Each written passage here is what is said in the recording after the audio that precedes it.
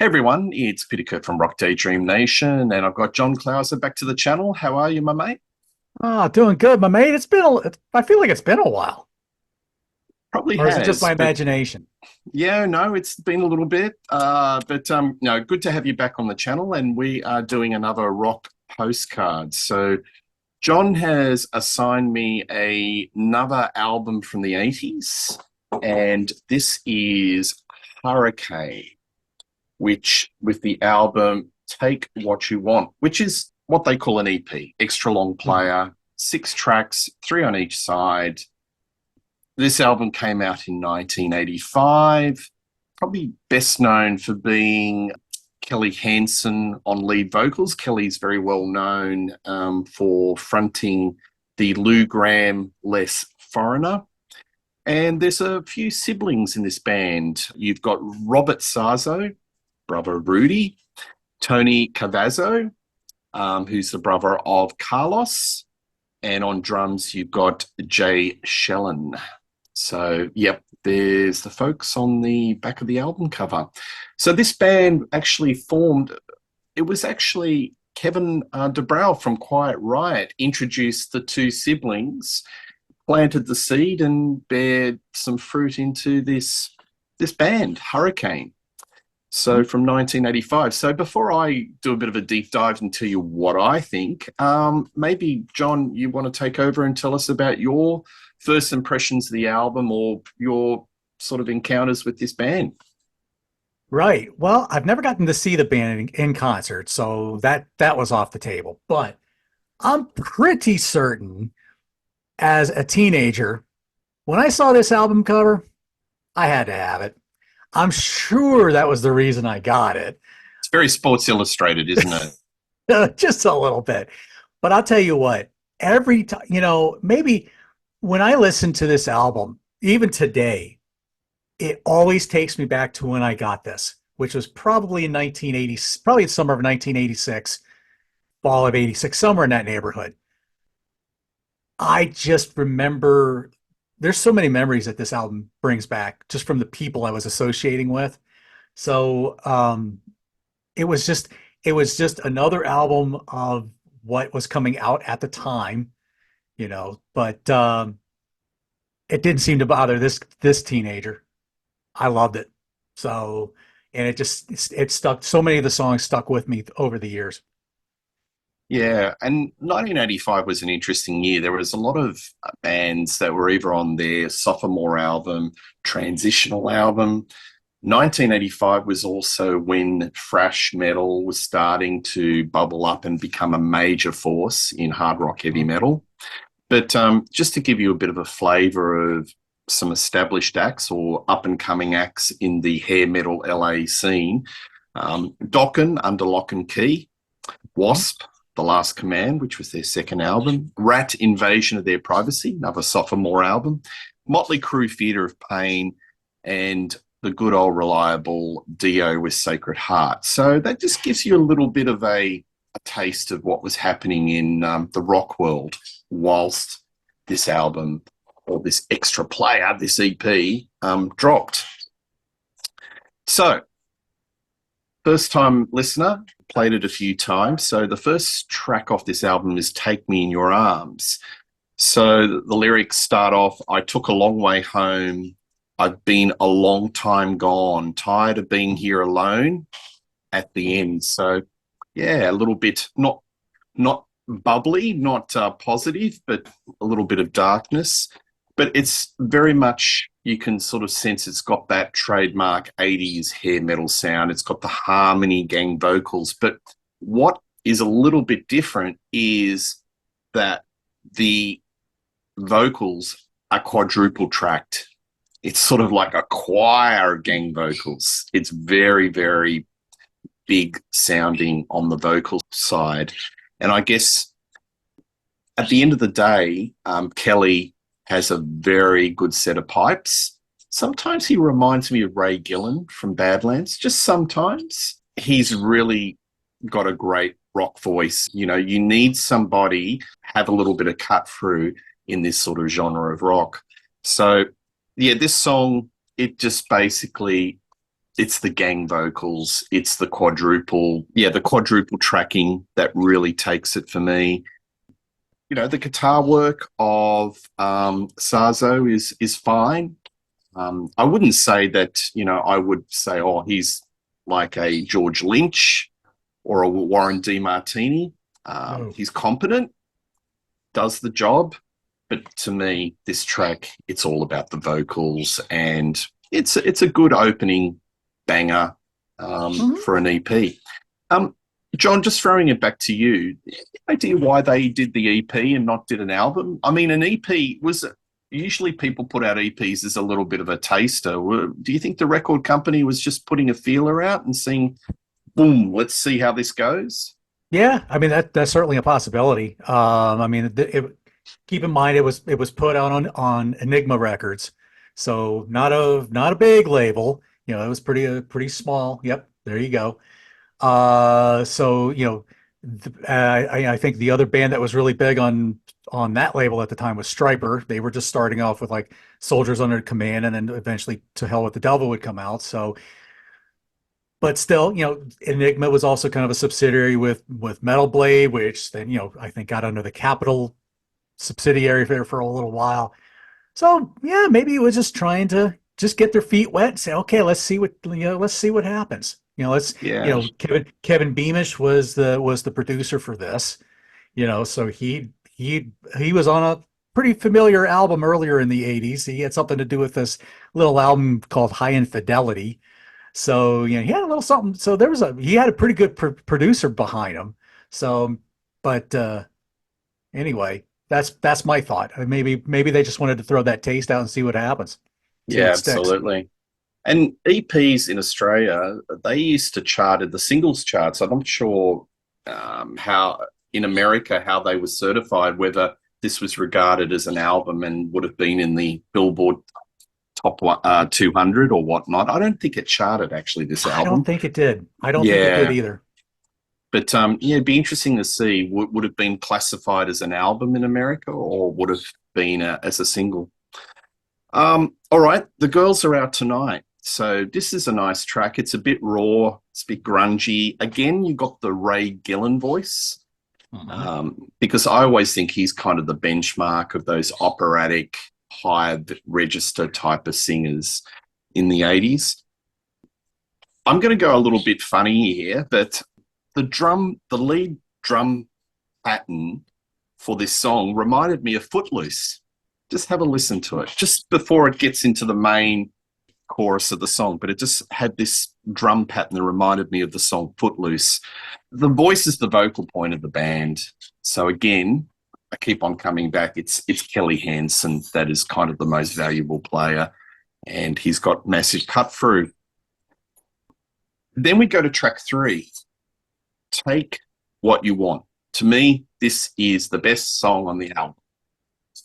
It's got that I don't know, it's like in the Robert Plant mode. It's got a little bit of Zepp about it. The bass and drums are right up. It's definitely got their foot in the Led Zeppelin door. You're shaking your head a lot up and down, so you want to Oh chime in yeah. and tell me your Oh, views on this one? I love the groove in this. I mean, Mm, when Tony and Jay just get locked in with that double bass, mm, that when that groove and then Cavazo kind of throws this Robert Sarzo throws in this pattern of this echo octave mm. echo thing. There's just something that cuts through that. It's like I just love that. It just gives me chills every time I listen to it. I just love that sequence. So yeah, yeah. No, this is the one. This has always been one of my favorite songs on this album. Yeah, so it's another band that's mining the Led Zeppelin well, and Led Zeppelin were quite a hot commodity in the 80s. So you had a Mhm. lot of bands like Kingdom Come, Whitesnake, um, The Cult, definitely mining that Led Zeppelin type of music. And yeah, I just think Even it's even yeah, even Fastway a little bit. That's yes, especially all fired up. I could really hear some Zeppelin influence there.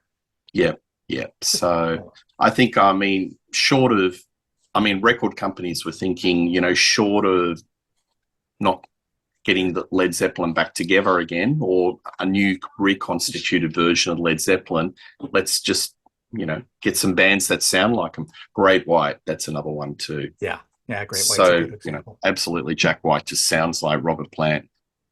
Part two. Um, Hurricane, like a hurricane coming. It's a bit cheesy. It's a bit A little bit. cliched. Yeah. Kind of awkward.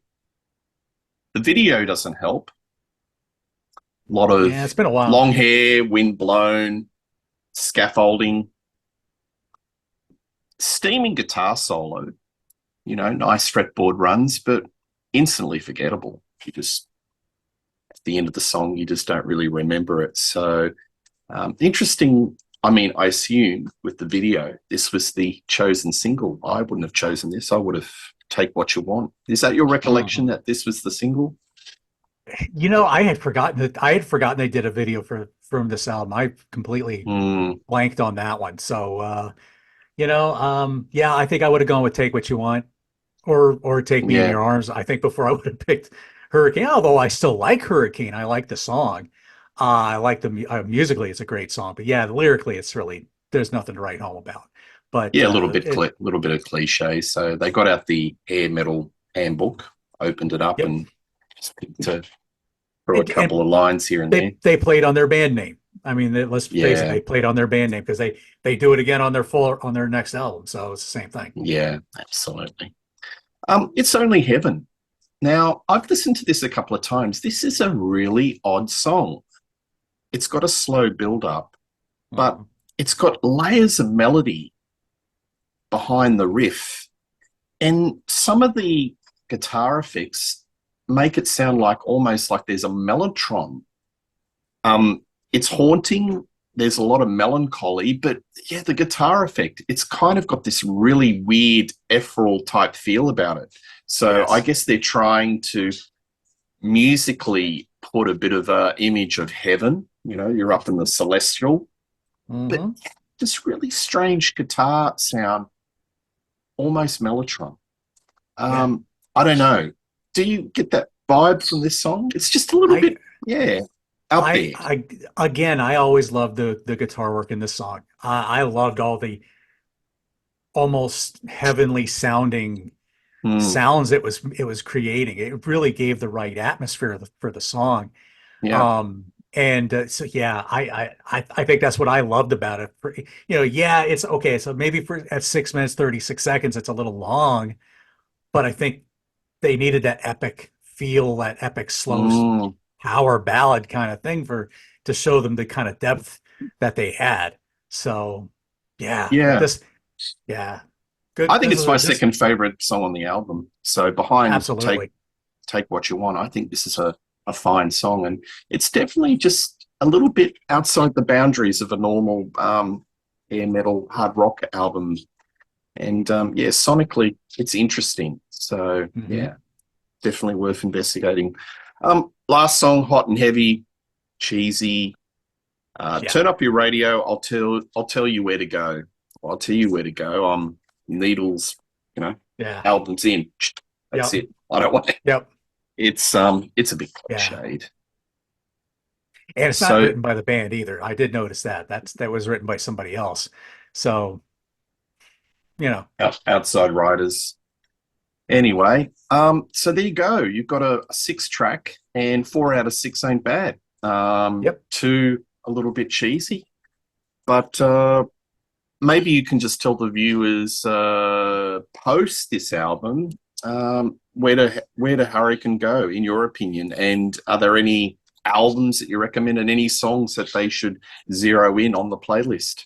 Right. Well, if now this album had a couple different versions of it.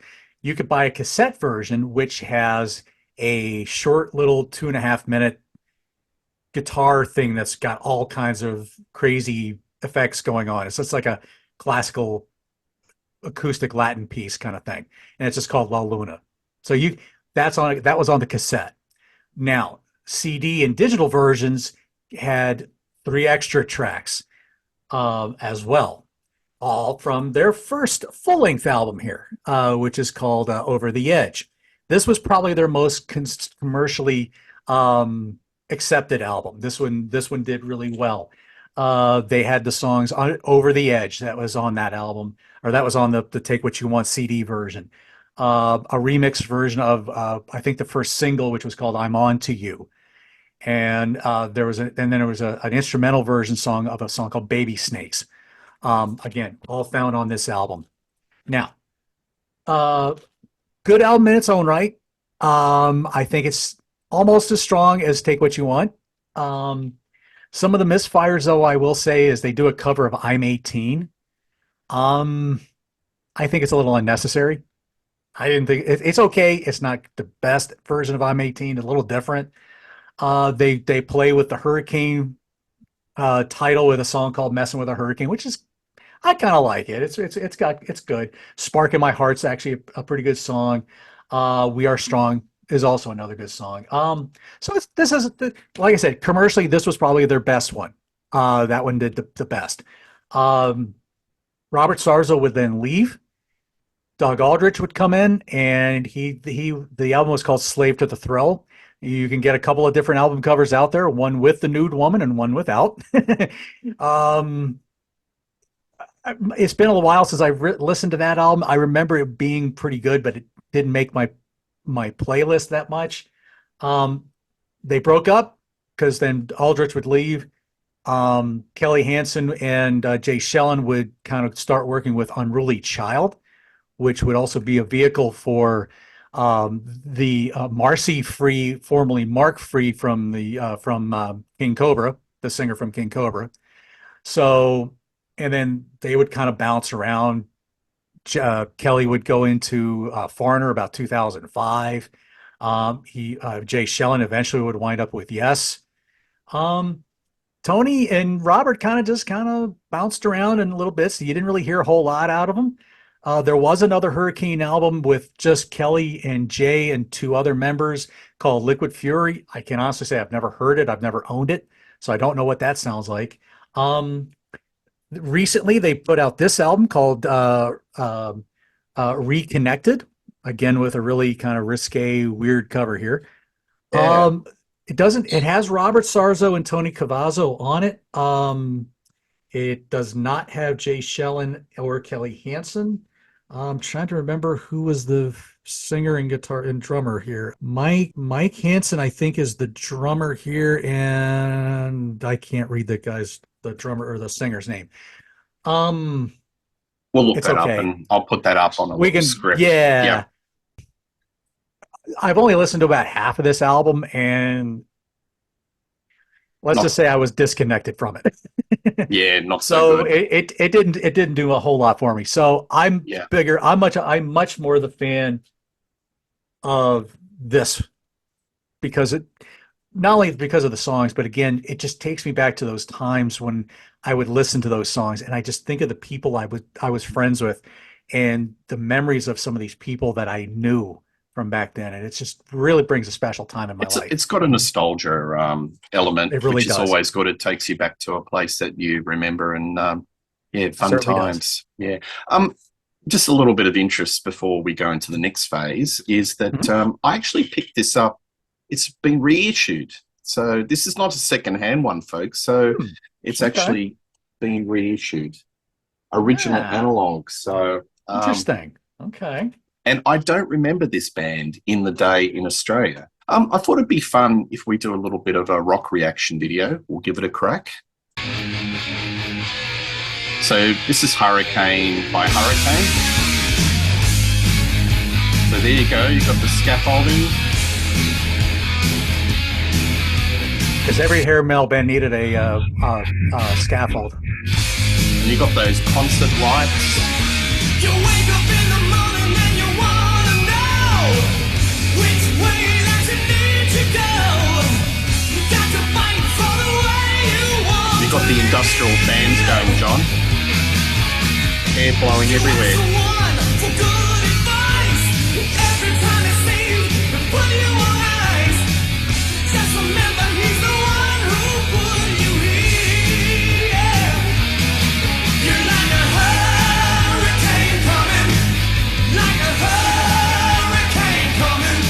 that's the catchy chorus, isn't it, John?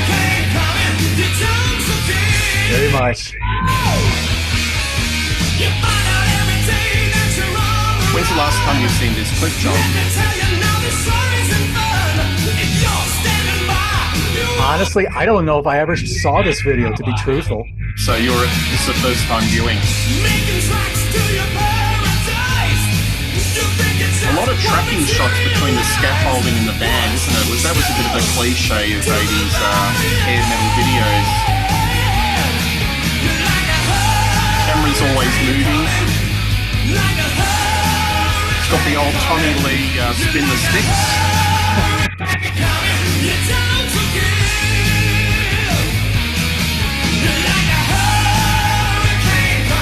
Bit of a Tommy Lee vibe on that drummer, isn't it?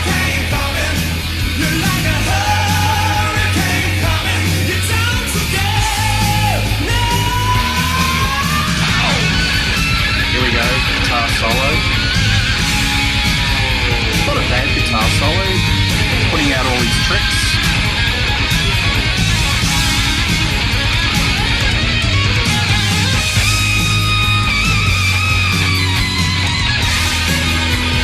John, that guitarist is spinning around a bit. He's going to be suffering vertigo soon.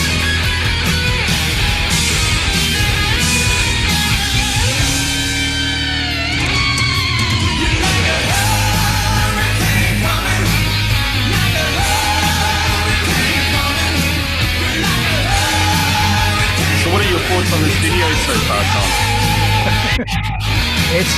It's definitely very much 80s. You sound like you're in shock.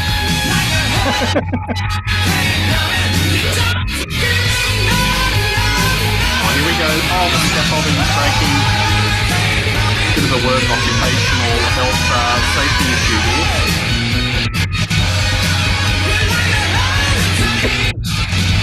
Everything's collapsing. And there they go, on the top of the scaffolding. Complete anarchy. Oh, just hit that high note. There you go. There you go. Honestly, that really is the first time I think I've ever seen that video. If I have seen it, it's just been so long I couldn't remember it. But I just yeah. had a bit of fun. Oh no, that's awesome. No, but let's face it, so many of those videos back in the day, that's what a lot of it looked like. You know, you had all the scaffolding, you had all these crazy cameras, and all and that if you got stuff. long hair, get out the industrial fan and just hair blowing everywhere. Exactly. But, I mean, look, you got to. How many cliches can you put in 3 minutes? Tick, That's tick, right. tick. Anyway. But if your viewers noticed, you noticed I was probably singing along or mouthing along with every single word of that song. So you could tell just how much I still love this album. So Yeah, absolutely. yeah. All right, John. Well, thank you very much for the rock postcards. You can catch John on My Music Corner. Lots of content, plenty of stuff coming in 2024. Rock Daydream Nation. So please like and subscribe, click the bell, tell us what you think of Hurricane, favorite songs. But one thing's for certain, you'll see me and John doing a show on the channel very, very soon. Cheers. See you.